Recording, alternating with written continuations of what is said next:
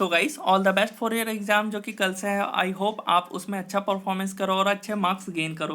तो गाइस एक बार ये वीडियो जरूर देखो। इस वीडियो में आपको बहुत ज़्यादा हेल्पफुल मिलने वाला है बिकॉज इसमें हमने सेम एक्सपीरियंस आपको दिलाया है जैसा कि आपका कल का फाइनल एग्जाम होगा। तो गाइस जैसा कि फार्माकोलॉजी में यूनिट 1 से लेकर के यूनिट 5 तक के हमने 50 क्वेश्चन निकाले हैं, ईच यूनिट से 10-10, जैसा कि आपका कल का पेपर 50 क्वेश्चन के साथ होने वाला है। तो यहाँ पे अच्छा खासा आपको आइडिया मिलने वाला है। तो इसी 50 क्वेश्चन के हम लोग सॉल्यूशन के बारे में बात करेंगे और जो उनका सॉल्यूशन है उसके रीजंस के बारे में बात करेंगे, आखिरी आंसर क्यों है। तो एवरीथिंग इस वीडियो में हम लोग डिस्कस करने वाले हैं। तो अगर आपने ये क्विज नहीं दिया हो तो डिस्क्रिप्शन में लिंक दिया हुआ है। अप्रॉक्स 500 स्टूडेंट ने दे दिया है इस क्विज को, तो आप भी जल्दी से जाके दे दो। अब यहाँ पे वीडियो को हम लोग स्टार्ट करते हैं, एक एक क्वेश्चन से देखते हैं। तो पहला क्वेश्चन क्या है? पहला क्वेश्चन है the main mechanism of most absorption in GI tract is. तो जो हमारा स्मॉल इंटेस्टाइन है इसके पास लार्जेस्ट सरफेस एरिया होता है ड्रग एब्जॉर्प्शन का पूरे जीआई ट्रैक्ट में।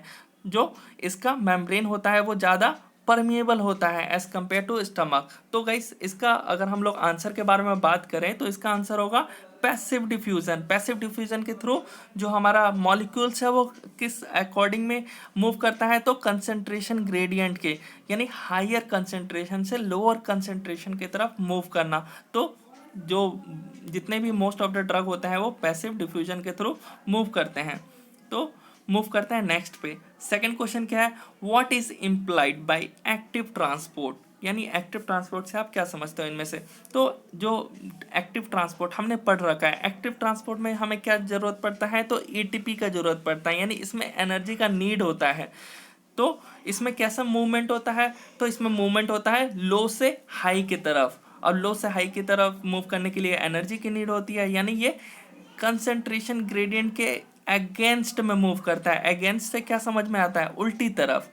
हमने देखा था जो डिफ्यूजन होता है वो कंसंट्रेशन ग्रेडियंट की तरफ, यानी हाई से लो, बट इसमें लो से हाई जाने के लिए यानी यहाँ पे अगेंस्ट मूव कर रहा है। तो इसका आंसर डी होगा। मूव करते हैं नेक्स्ट पे। यहाँ पे गाइस थर्ड क्वेश्चन है, इसका ऑप्शन चूज करो, एक बार गैस करो कौन सा होगा ए बी सी डी में से। यहाँ पे क्वेश्चन क्या है सबसे पहले समझते हैं। Drug are excreted from body through. तो जो ड्रग है वो एक्सक्रीट हो रहा है हमारे बॉडी से किन किन रीजन से, यहाँ पे पूछा है। किडनी, ब्रेस्ट मिल्क, सलाइवा और स्टमक, और लास्ट ऑप्शन है बोथ ए एंड बी। तो गाइस एक बार जल्दी से गैस करके बताओ। तो इसका जो करेक्ट ऑप्शन होगा ना वो होगा both A and B. Kidney से हमें मालूम है ड्रग का एक्सक्रीशन होता है।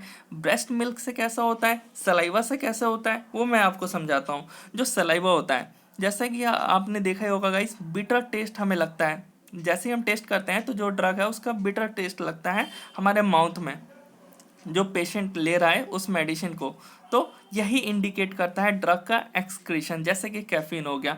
वैसे ही अगर हम ब्रेस्ट मिल्क के बारे में बात करें तो जो मेजोरिटी होता है ना ड्रग का, ये एंटर करता है मेमोरी ब्लड कैपिलरी में बाय डिफ्यूजन, पैसिव डिफ्यूजन के थ्रू।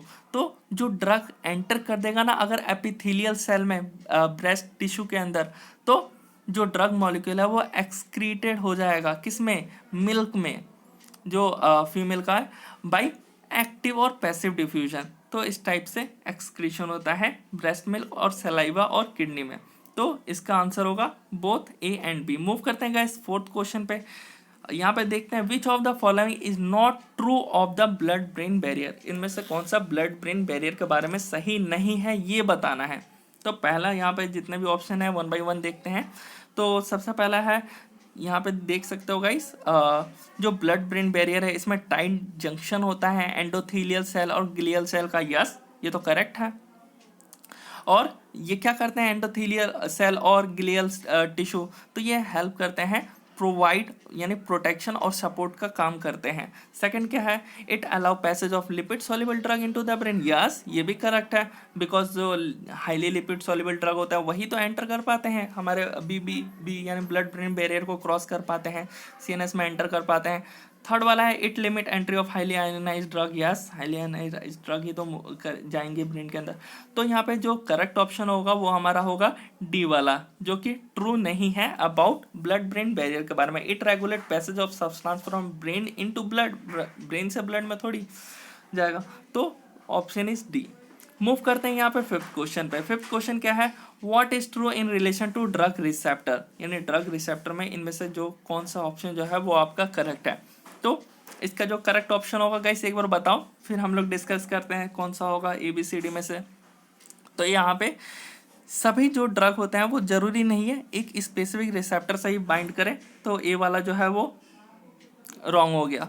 अब आते हैं, मूव करते हैं सेकंड ऑप्शन पे। All drug receptor are located on surface of the target cell. जो टारगेट सेल उसके सरफेस पे ही सिर्फ प्रेजेंट होना जरूरी है? नहीं, इनसाइड भी तो प्रेजेंट होते हैं साइटोसोल रीजन में, तो ये भी गलत हो गया। सी वाले पे जाते हैं। Agonist induce a conformational change in the receptor. Yes, ये करेक्ट होता है हमारा।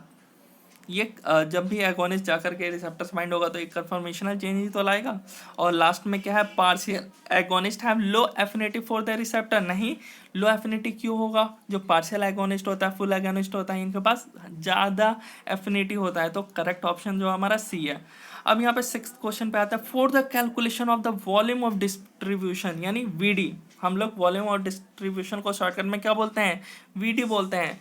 One must take into account. तो गाइस अगर आपको VD का फॉर्मूला याद हो तो मैं आपको बता देता हूँ। टोटल डोज एडमिनिस्टर्ड अपॉन में प्लाज्मा कंसंट्रेशन, यानी कितना कंसंट्रेशन है सब्सटेंस यानी ड्रग का प्लाज्मा के अंदर, यानी ए वाला जो है वो करेक्ट है।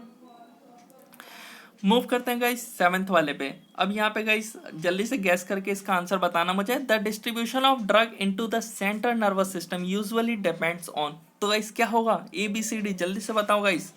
तो जो CNS होता है उसमें ब्लड ब्रेन बैरियर होता है, उसके सिर्फ हाईली लिपिड सॉल्युबल ड्रग ही तो क्रॉस कर पाते हैं।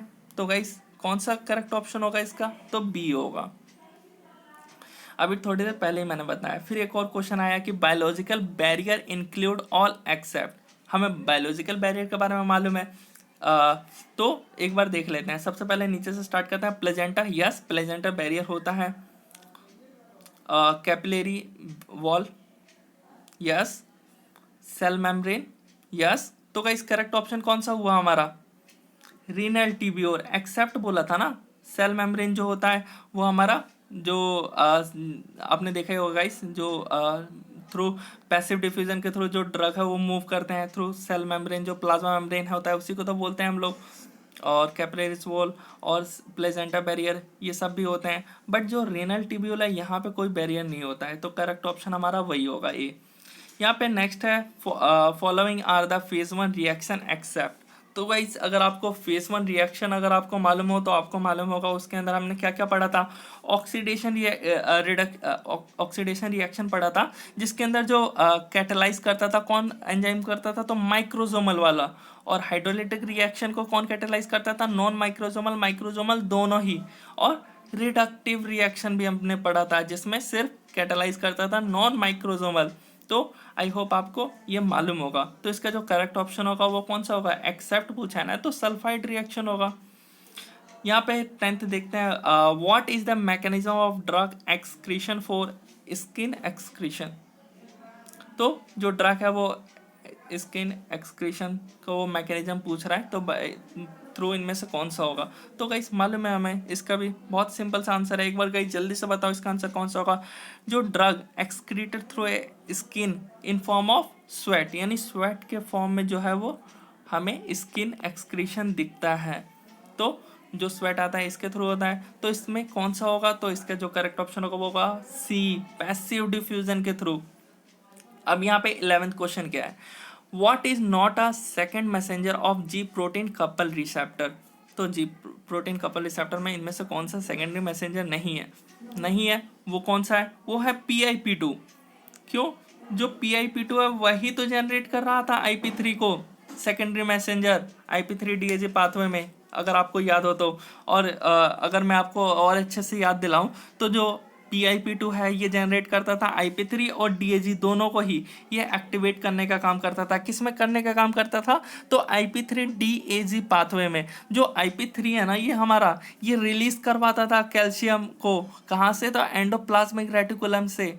और जो कैल्शियम है वो साइटोसोल में आ जाता था, और जो हमारा DAG है फिर उसी कैल्शियम से बाइंड होकर के वो एक्टिवेट करता था किसको? प्रोटीन काइनेस को। फिर फॉस्फोराइलेशन होता था जिसकी वजह से सेलुलर रिस्पॉन्स होता था। तो आई होप आपको ये मालूम होगा पाथवे। तो इसका करेक्ट ऑप्शन होगा PIP2। ये हमारा सेकेंडरी मैसेंजर नहीं है कोई किसी पाथवे में। अब यहाँ पे नेक्स्ट क्वेश्चन क्या है 12th, if two drugs with the same effect taken together produce an effect that is equal in magnitude to the sum of the effect of the drug given individually is called। तो guys 12th के जल्दी से बताओ क्या होगा। तो जब भी हम टू ड्रग्स का यूज़ करते हैं आपस में और उसका जो सम होता है उसके इफेक्ट का टोटल, तो वो हमारा क्या होता है एडिटिव इफेक्ट में आता है, एडिटिव इफेक्ट में आता है ना। और वहीं पे अगर हम लोग सिनर्जिज्म के बारे में बात करें तो इसमें कॉम्बिनेशन किया जाता है ड्रग का, जिससे इंक्रीज हो जाए जो इफेक्ट है ड्रग का वो जितना हमने सोचा है। ऐसे ही अगर हम लोग एंटागोनिज्म की अगर हम बात करेंगे तो एंटागोनिज्म में क्या होता है कॉम्बिनेशन करते हैं ड्रग का जिससे रिड्यूस हो जाए इफेक्ट यानी कम हो जाए। अगर पोटेंशिएशन के बारे में अगर हम बात करें तो जब कोई एक ड्रग है वो अपना इफेक्ट ना शो करके दूसरे ड्रग का इफेक्ट जो है वो इंक्रीज कर दे, एनहेंस कर दे, तो ये होता है पोटेंशिएशन। तो करेक्ट ऑप्शन क्या है एडिटिव इफेक्ट। अब यहाँ पे पूछा है what phenomena can occur in case of using a combination of drug. अभी मैंने आपको बताया था सिनर्जिज्म होता है जिसमें इंक्रीज करता है इफेक्ट जो कॉम्बिनेशन ऑफ ड्रग का। तो इसका जो करेक्ट ऑप्शन होगा सी होगा। यहाँ पे एंटागोनिज्म तो दिया नहीं है। मूव करते हैं नेक्स्ट पे 14th question, tick the substance which changes the activity of an effector elements but does not belong to a messenger. वो मैसेंजर नहीं है बट चेंज कर देता है एक्टिविटी इफेक्टर का। तो कौन सा इनमें से, कैम्प तो हमने पढ़ रखा है, ये सेकेंडरी मैसेंजर है जी प्रोटीन के अंदर। तो कौन सा होगा guys calcium ion, calcium ion भी नहीं है, ये इंट्रासेलुलर एक्स्ट्रासेलुलर मैसेंजर है। तो कौन सा होगा गाइस CGMP, ये भी मैसेंजर है। तो जो करेक्ट ऑप्शन है जी प्रोटीन कपल रिसेप्टर हमने पढ़ रखा है इसके बारे में। अब यहाँ पे नेक्स्ट है 15, the increases of secondary messenger, यानी सेकेंडरी मैसेंजर के इंक्रीजेस होने से जो CAMP है CGMP है कैल्शियम आयन है कंसंट्रेशन, इनके इंक्रीज होने से क्या होगा। तो क्या होगा देख लेते हैं। इनिबिशन होगा इंट्रासेलुलर प्रोटीन काइनेज और प्रोटीन फॉस्फोराइलेज में। नहीं, इनिबिशन क्यों होगा, हमने पाते में पढ़ रखा है इनिबिशन नहीं होता, उल्टा एक्टिवेशन होता है। तो इसका जो करेक्ट ऑप्शन है वो कौन सा होगा, तो करेक्ट ऑप्शन है वो होगा बी वाला, प्रोटीन काइनेज का एक्टिवेशन होगा और प्रोटीन फॉस्फोराइलेशन का भी। तो जो हमारा करेक्ट ऑप्शन कौन सा हुआ, वो हुआ बी वाला। तो अगर आपको याद हो एडेनाइल साइक्लेज पाथवे में जो CAMP है इसका यूज़ करते थे एक्टिवेट करने के लिए किसको, प्रोटीन काइनेज, यानी PKA शॉर्टकट में इसको बोलते हैं, जिसकी वजह से इसके बाद फॉस्फोराइलेशन होता था और उसके बाद आगे के प्रोसेस होते थे और सेलुलर रिस्पॉन्स होता था। मूव करते हैं 16th क्वेश्चन पे। अब यहाँ पे देखो गाइस, यहाँ से और भी ज़्यादा इंपॉर्टेंट और इंटरेस्ट आपको आने लग रहा होगा इन क्वेश्चनों को देख करके कि इस टाइप के क्वेश्चन बन रहे हैं। तो यहाँ पे जो 16 क्वेश्चन है यहाँ पे पूछा है which of the following drug is a non depolarising neuromuscular blocker. तो गाइस कौन सा है जो नॉन डिपोलराइजिंग न्यूरोमस्कुलर ब्लॉकर है ना, ये कॉम्पिटिटिव एंटागोनिस्ट होते हैं किसके, एसिटाइलकोलिन के। एसिटाइलकोलिन को जगह पे ये जाकर के बाइंड कर लेते हैं कंपटीशन करके। कॉम्पिटिटिव एंटागोनिस्ट वही तो होते हैं, एक ही जगह पे बाइंड होता है तो कंपटीशन करते हैं कि पहले मैं जा करके बाइंड हो जाऊं एसिटाइलकोलिन से पहले। तो यहाँ पे जो करेक्ट ऑप्शन है वो वैक्यूरोनियम।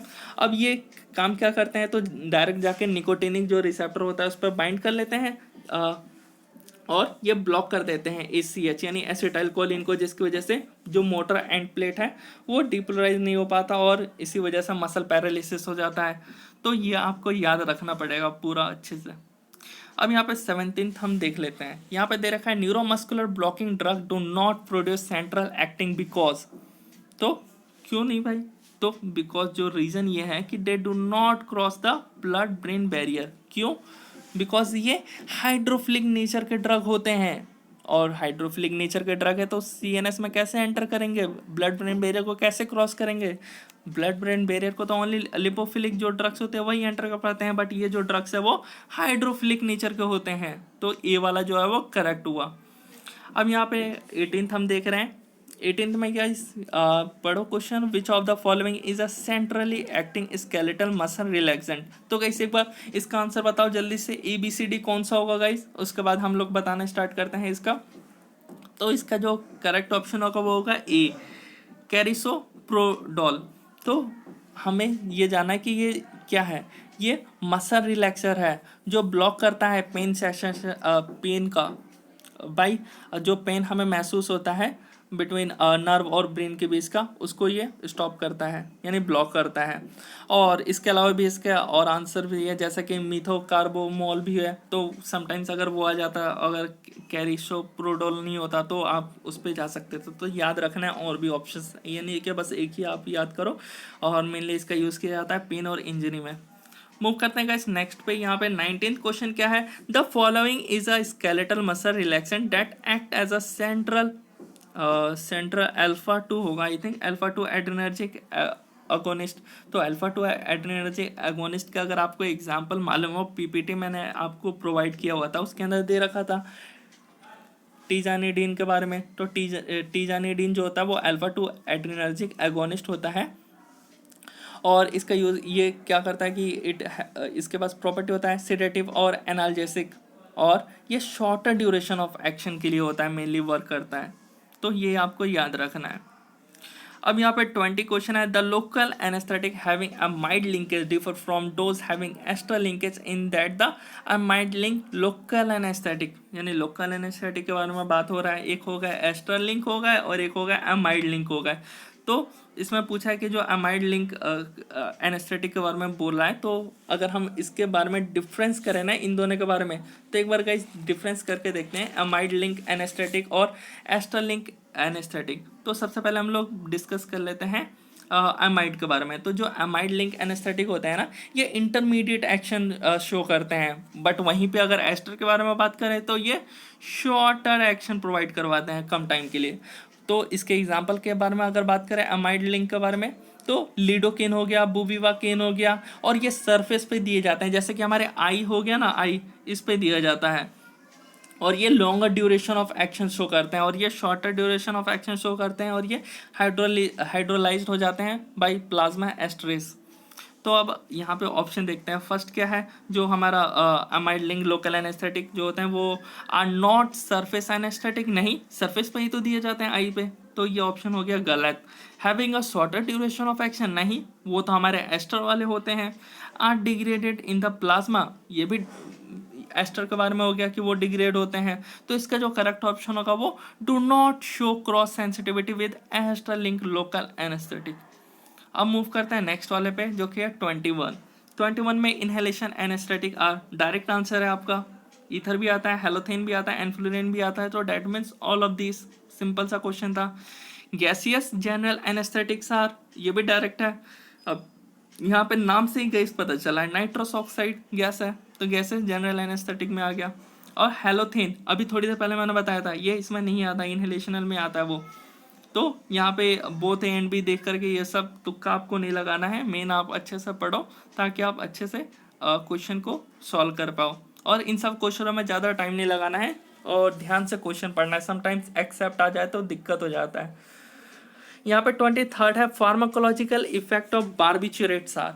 तो फार्माकोलॉजिकल इफेक्ट बताना है। CNS depressant, yes CNS depressant है। Anaesthesia both A and B, तो गाइस कौन सा होगा 23rd का, तो बोथ ए एंड बी होगा, एनेस्थीसिया ही है। अब यहाँ पे 24 का है, फार्माकोलॉजिकल एक्शन पूछा है, पहले इफेक्ट पूछा था अब एक्शन पूछ रहा है, तो समटाइम्स इफेक्ट और एक्शन दोनों ही मिक्सअप करके लिख के आ जाए और आप कुछ और समझ लो और कर दो, तो ध्यान से एक बार क्वेश्चन को आपको पढ़ लेना है। तो एक्शन पूछा है, तो ये रिलीव करता है पेन को इन प्रेजेंस ऑफ, हाँ रिलीव तो करता है ये पेन को in presence of pain. Euphoria, yes. तो यूफोरिया क्या होता है गाइस, अगर आपको नहीं मालूम तो वो भी बता देता हूँ कि किसी आदमी को जो ड्रिंक करता है उसको लगता है कि भाई मैं एवरीथिंग अचीव कर चुका हूँ, तो यूफोरिया उसी को कहते हैं। डिप्रेशन ऑफ रेस्पिरेशन, यस ये भी है। तो ऑल ऑफ दिस हो गया इसका भी। NSAID non steroidal anti inflammatory drug are, तो मालूम है हमें डाइक्लोरोफेनेक आइबुप्रोफेन दोनों ही आते हैं नॉन स्टेरॉइडल में, तो हमारा बोथ ए एंड बी हो गया। अब यहाँ पर 26 देखते हैं, a person taking tricyclic anti depressant present with blurred vision and dry mouth, this adverse effect results due to blockage of, क्या होगा गाइस सबसे पहले समझते हैं हम लोग। जो यहाँ पे ट्राईसाइक्लिक एंटी डिप्रेसेंट दिया हुआ है ना, तो इसका अगर मैं आपको एग्जांपल बताऊं इसके ड्रग का, तो वो है एमिट्रिप्टिलिन, अगर आपको याद हो तो ये क्या होता है ना, ये कॉम्पिटिटिव एंटागोनिस्ट होता है मस्करेनिक एसिटाइलकोलिन रिसेप्टर के। तो मस्करेनिक एंटागोनिस्ट होते हैं रोकने का काम करते हैं। एसिटाइलकोलिन जाकर के उस पर अटैच ना हो पाए उससे पहले ये जाके खुद ही अटैच हो जाते हैं किस पे, M3 मस्करेनिक रिसेप्टर, यानी इसका ऑप्शन को कौन सा हुआ, तो ये ए वाला हुआ, जिसकी वजह से ये एडवर्स इफेक्ट जो है वो शो करते हैं, ये ब्लड विजन, ड्राई माउथ। अब मूव करते हैं नेक्स्ट पे, जो कि यहाँ से बहुत इंटरेस्टिंग आपको क्वेश्चन मिल रहे होंगे, एप्लीकेशन बेस आपको जो है वो क्वेश्चन मिलेंगे। यहाँ पे 27 जैसा कि देख सकते हो गाइस, अब पेशेंट ऑफ डिप्रेशन, एक आदमी है उसको डिप्रेशन हुआ है, is stabilize on selective serotonin reuptake inhibitor SSRI। जो SSRI है ये कौन से ड्रग्स होते हैं, ये ड्रग्स होते हैं जो ट्रीट करते हैं डिप्रेशन को, यानी एंटी डिप्रेसेंट होते हैं, एंटी डिप्रेसेंट ड्रग होते हैं, याद रखना है आपको SSRI इनके बारे में अगर मैं बोल रहा हूँ तो SSRI जो वो एंटी डिप्रेसेंट है, इसे आदमी ने लिया किसके लिए, तो डिप्रेशन के लिए, ट्रीटमेंट के लिए। ग्रुप ऑफ ड्रग प्रोड्यूसर्स, अब इस ग्रुप ऑफ ड्रग जो है इसने विड्रॉल सिम्टम्स किया जब इसको स्टॉप करा गया। तो अब विड्रॉल सिम्टम्स कौन कौन से होते हैं, जैसे कि इंसोमेनिया हो गया, नॉजिया हो गया, ये सब शो होने लगा। तो हमें कौन सा जो है वो ड्रग लेना चाहिए जिसमें कम से कम ये सब सिम्टम्स नज़र आए आफ्टर, जब हम इसको स्टॉप करेंगे। तो ये जितने भी ड्रग देख रहे हो ना, ये सभी सब SSRI ड्रग्स हैं।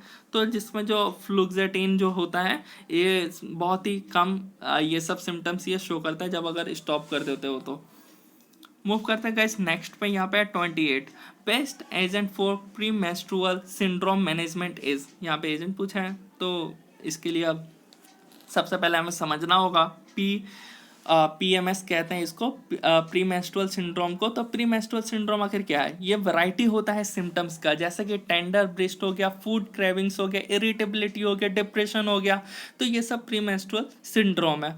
तो इसमें हम लोग SSRI का यूज़ करते हैं। SSRI जो है सिलेक्टिव सेरोटोनिन रीअपटेक इनहिबिटर, ये हाईली इफेक्टिव होते हैं ट्रीटमेंट करने के लिए for PMS pre menstrual syndrome. तो एग्जाम्पल अगर आपको याद हो तो मैंने अभी थोड़ी देर पहले बताया था SSRI का, फ्लोक्सेटिन ले लो, पैरोक्सेटिन ले लो।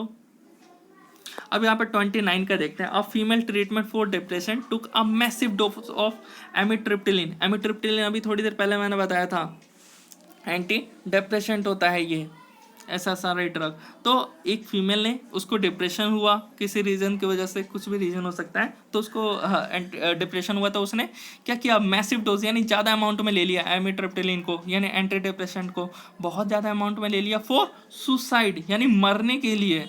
अब मरने के लिए है तो उसको बचाना तो पड़ेगा ना, तो उसको बचाने के लिए क्या करना होगा हमें, तो हमें उसका एंटीडोट देना पड़ेगा जो कि अट्रोपिन सल्फेट है, should be administered as a antidote. तो सी वाला जो है वो करेक्ट है।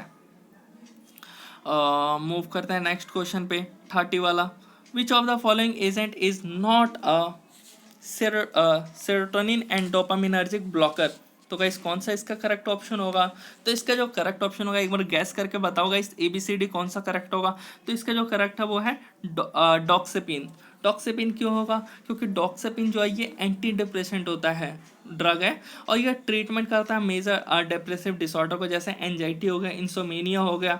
ये सीरोटोनिन और डोपामिनर्जिक ब्लॉकर नहीं है, ये हिस्टामिन रिसेप्टर ब्लॉकर है, हिस्टामिन रिसेप्टर ब्लॉकर है।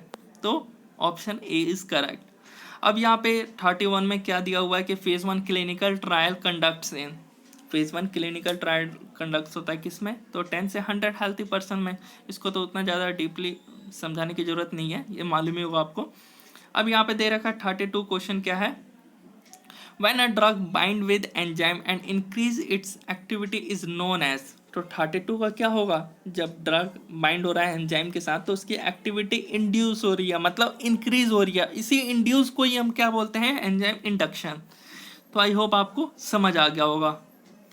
अब यहाँ पे 33 देखते हैं, 33 में a drug which activate receptor but produce opposite effect is known as.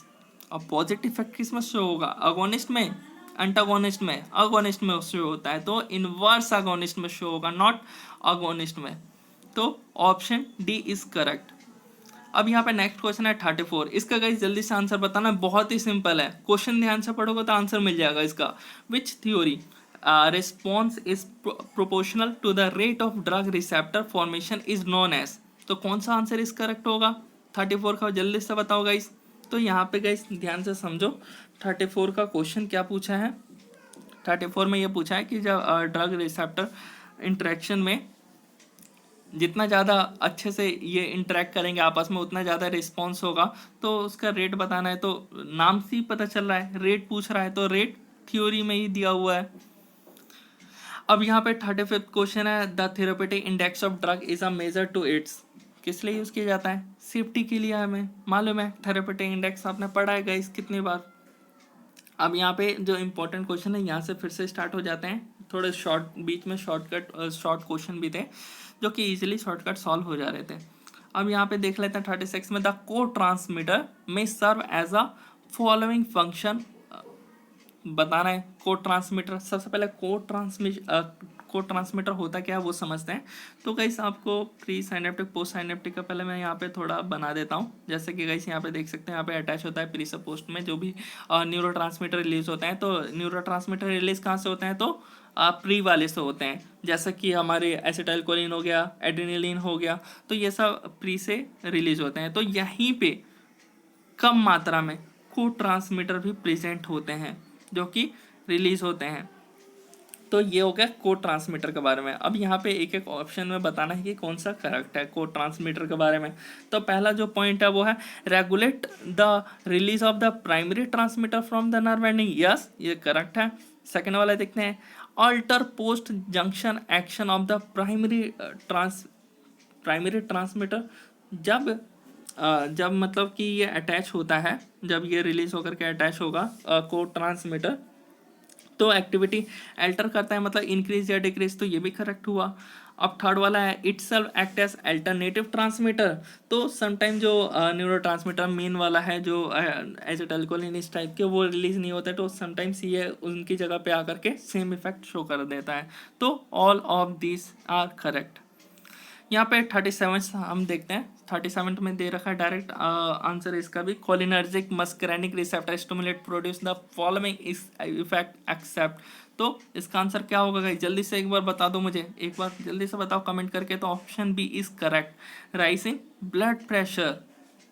तो गाइस कोई भी क्वेश्चन में आपको दिक्कत आ रहा हो तो आप हमें कमेंट करके बता सकते हो, हम कमेंट में आपका रिप्लाई देंगे अच्छे से, एकदम बेसिक चीज़ें उसके बारे में बताएंगे। जो भी दिक्कत आ रहा हो किसी क्वेश्चन में तो आप बस एक बार कमेंट कर सकते हो और पूछ सकते हो, कुछ एक्स्ट्रा भी पूछना हो आपको तो यहाँ पे नेक्स्ट क्वेश्चन है पिलोकार्पिन के बारे में। Pilocarpine is use for. तो पिलोकार्पिन क्या है? ये मायोटिक एजेंट है। तो मायोटिक एजेंट की तरह इसका हम यूज़ करते हैं। और ये क्या करता है? ये हमारे प्यूपल को डायलेट करता है। तो डैट मीन्स ये ग्लूकोमा के लिए यूज़ होता है। That means A is the correct, not B C. अब यहाँ पे देख लेते हैं 39 में क्या दे रखा है? Pyridostigmine differ from neostigmine in that. तो ये डिफर क्यों है नियोस्टिग्मिन से? Because it is a longer acting, ये ज़्यादा एक्टिंग है उससे लंबे समय तक के लिए। यहाँ पे 40 क्वेश्चन है जो कि इंपॉर्टेंट है। स्केलेटल मसल रिलैक्सेशन को हम क्या बोलते हैं? तो मालूम ही है सबको गाइस, एक बार जल्दी से बता दो। इसका आंसर बहुत ही सिंपल है, न्यूरोमस्कुलर ब्लॉकिंग एजेंट ही तो बोलते हैं। सबसे फर्स्ट लाइन में ही नोट्स में दिया हुआ है इसके बारे में। यहाँ से स्टार्ट होता है 41 से, the minimal alveolar concentration MAC जिसको बोलते हैं, मिनिमल एल्वियोलर कंसंट्रेशन को of an inhalation anaesthetic is a measure of its. तो इसका क्या होगा आंसर? इसका आंसर गाइस जल्दी से बताओ। तो यहाँ पे बात हो रही है एनेस्थेटिक के बारे में। तो एनेस्थेटिक का हम यूज़ किस लिए करते हैं? तो सर्जरी के टाइम पे यूज़ करते हैं जिससे पेन ना हो। इसमें एनेस्थेटिक जो यूज़ हो रहा है वो हो रहा है इनहेलेशनल, यानी हमें इनहेल करना है। तो इनहेल करेंगे तो वो कहाँ जाएगा? तो वो हमारे एल्वियोलाई में जाएगा जो कि लंग्स के अंदर। तो कितना मिनिमल ये है, कितना मिनिमल इफेक्ट में ये हमें, मतलब कि कितना कम अमाउंट में ये हमें इफेक्ट जो है वो प्रोड्यूस करेगा। तो इसको मेज़र हम कैसे करेंगे? तो इसके पोटेंसी से मेज़र करेंगे ना गाइस, कि कितना ज़्यादा ये पोटेंट है, कितना ज़्यादा ये स्ट्रॉन्ग है। अब यहाँ पे मूव करते हैं नेक्स्ट पे जो कि 42 है। 42 का क्या है? Which of the following is a sign of deep anaesthesia. Deep anaesthesia के लिए कौन सा साइन है? तो हमारा जो ब्लड प्रेशर होगा वो फॉल, यानी फॉल इन ब्लड प्रेशर, ये साइन होता है डीप एनेस्थीसिया का। मूव करते हैं 43 पे, एंटी डिप्रेसेंट ड्रग के बारे में पूछा हुआ है। तो गाइस जल्दी से बताओ इसका आंसर क्या होगा? Anti depressant drug that can be used in nocturnal enuresis is. तो गाइस क्या होगा इसका आंसर? जल्दी से गाइस एक बार कमेंट करके बताओ, फिर मैं बताता हूँ ABCD में से। तो सबसे पहले हम लोग इसका समझते हैं क्वेश्चन। तो नॉकटर्नल एन्यूरेसिस, जिसको हम लोग बेड वेटिंग भी कहते हैं, तो इस टाइम पे हमें जो ड्रग यूज़ किया जाता है वो होता है इमीप्रामिन। इमीप्रामिन क्या करता है? ये रिलैक्स प्रोवाइड करवाता है हमारे ब्लैडर मसल को। अब यहाँ पे 44 है, a women treated with lithium during pregnancy the foetus should be tested for. तो एक वुमेन है जिसने लिथियम लिया प्रेगनेंसी के टाइम पे, तो जो उसका बच्चा है उसमें क्या प्रॉब्लम आ सकता है तो ये बताना है। तो उसके बच्चे में जो हार्ट से रिलेटेड प्रॉब्लम आ सकता है, तो कार्डियक मैलफॉर्मेशंस इसका जो है होगा वो करेक्ट ऑप्शन होगा। 45 देखते हैं। 45 में क्या है? What is the drug of choice for obsessive compulsive disorder? OCD के बारे में पूछा है। तो OCD क्या होता है? OCD जो होता है वो हमारा मेंटल इलनेस होता है, जिसमें हम कोई भी काम को बार बार करने लग जाते हैं, यानी रिपीटेड अनवांटेड थॉट्स और थिंग्स और डूइंग वर्क। तो बार बार वो चीज़ काम करने लग जाना, तो उसके लिए हमें जो देना होता है ड्रग वो देते हैं फ्लोक्सेटिन को। अब 46 क्या है? 46 है, which of the following is not a serotonin nor epinephrine reuptake inhibitor. तो कौन सा गाइस करेक्ट ऑप्शन होगा 46 का? तो 46 का जो करेक्ट ऑप्शन होगा वो होगा डी, टैनेप्टिन। जो टैनेप्टिन है ये एंटी डिप्रेसेंट होता है और इसका यूज़ किया जाता है ताकि ये इंक्रीज करता है सेरोटोनिन रीअपटेक को हमारे ब्रेन के अंदर और रिड्यूस कर देता है, यानी कम कर देता है स्ट्रेस को। तो इसका करेक्ट ऑप्शन कौन सा हुआ? डी वाला। अब यहाँ पे 47 देखते हैं। 47 का बताना गाइस कौन सा आंसर करेक्ट होगा। Which of the following is not a side effect of paroxetine? Paroxetine बहुत बार इसके बारे में क्वेश्चन आया हुआ है, तो पैरोक्सेटिन याद रखना। जो पैरोक्सेटिन होता है, जो फ्लोक्सेटिन होता है, ये सब किस में आते हैं? SSRI ड्रग में आते हैं। इनका यूज़ किस लिए किया जाता है? तो जो पैरोक्सेटिन है इसका यूज़ किया जाता है ट्रीट करने के लिए PMC। थोड़ी देर पहले मैंने आपको बताया था pre menstrual syndrome, pre menstrual syndrome के बारे में बताया था ना, तो उसको ट्रीट करने के लिए। तो इसका साइड इफेक्ट नहीं है वो बताना है, तो इसका साइड इफेक्ट नहीं है, वो है प्री मैच्योर इजैक्यूएशन, ए वाला। अब यहाँ पे 48 है, 2-3 क्वेश्चन बच रहे हैं और सॉल्व करते हैं, और टाइम भी हमारे पास अच्छे खासा है, तो देख लेते हैं 48 का। Preferred drug for alcohol withdrawal seizure is. Simple सा आंसर है, यहाँ पे ड्रग पूछा है जो अल्कोहल विड्रॉल सीजर्स के लिए, तो कौन सा है गाइस? जल्दी से बता दो एक बार, बहुत ही सिंपल ये वाला आंसर है, ए डायजेपाम, ये करेक्ट ऑप्शन है इसका। रेप ड्रग के बारे में पूछा है, रेप ड्रग कौन सा है? एम्फिटामिन। सिंपल से क्वेश्चन है यहाँ पे 1-2। और यहाँ पे लास्ट क्वेश्चन एक बार देख लेते हैं हम लोग। लास्ट क्वेश्चन क्या है? Which of the following drug is used world wide for the maintenance therapy of opioid dependence is. Guys एक बार जल्दी से कमेंट करो कौन सा होगा? नैल्ट्रेक्सोन होगा?